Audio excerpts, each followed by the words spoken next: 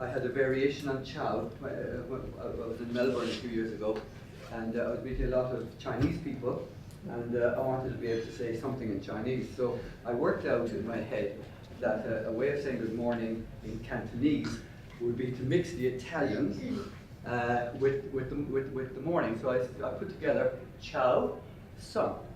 The sun comes up in the morning. If you put the two together quickly, it becomes cho sun. Good morning in Cantonese. So anyway, you're all very welcome to this international conference of physiological regulated medicine, the future of the management of acute, chronic, and autoimmune inflammatory diseases.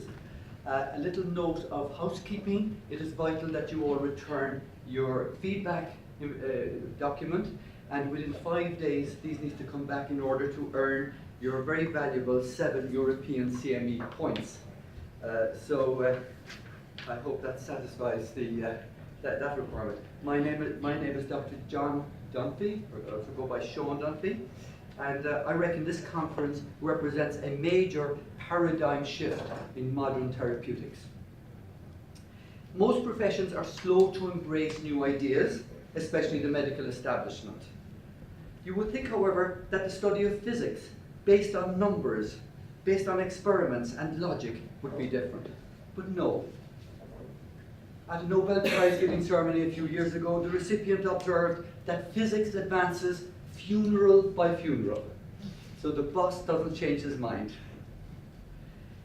Paradigm shifts act like beacons in the world of finance. If you miss them, you miss the boat, and you sink with the old paradigm. The word paradigm comes from the classical Greek paradigm. Recent examples of this. Nokia of Finland started life manufacturing Wellington boots and ended up as the global dominant in mobile phone technology. They dominated the entire global market. But they failed to notice the arrival of Steve Jobs and his smartphone, and suffered the devastating consequences. In the 70s, the Swiss watchmakers dominated the entire world of watchmaking.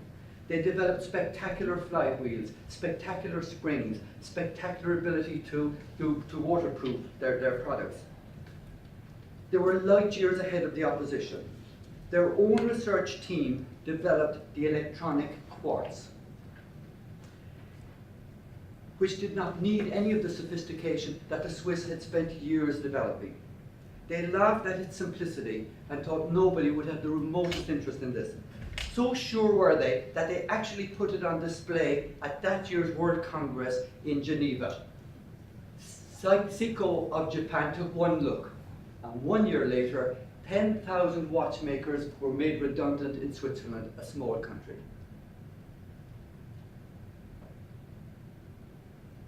Similarly, in medicine, when I was in medical school, there was an entire industry built around gastric ulcers and duodenal ulcers, until 2 very brave and tenacious Aussie doctors got the Nobel Prize for their description and discovery of the significance of H. pylori, Helicobacter pylori.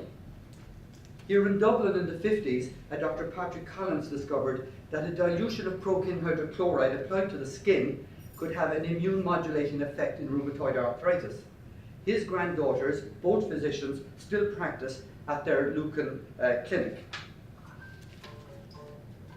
A paradigm shift is currently underway in relation to gut bacteria.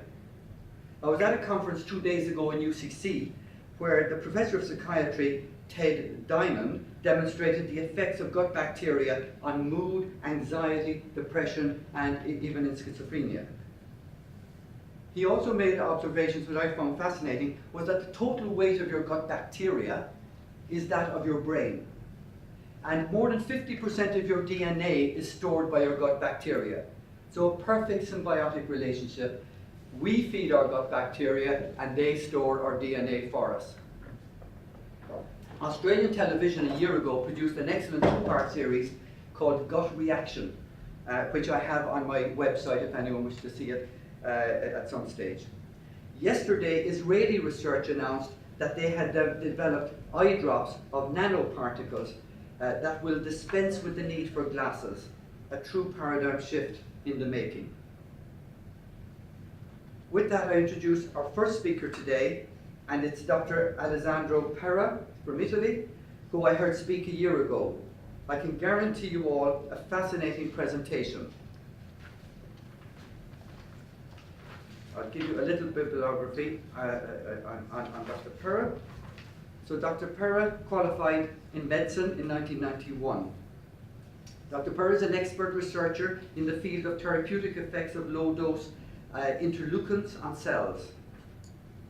He is a member of the Centre of Research and Study on Biological Effects of Nanoconcentrations and is Secretary of the International Academy of Physiological Regulating Medicine. Over the years, he has lectured in the UK, the USA, Israel, France, Albania, Mexico, Colombia, Canada, Venezuela, Italy, and others. In May 2016, he spoke at the oncology session of the international conference, the Future Health Summit in Dublin. Dr. Perra is an author and co-author of more than 100 papers on physiological regulating medicine, therapeutic effects of low-dose cytokines, and other related subjects published in a number of medical and scientific journals. So I give you Dr. Perra. Thank you.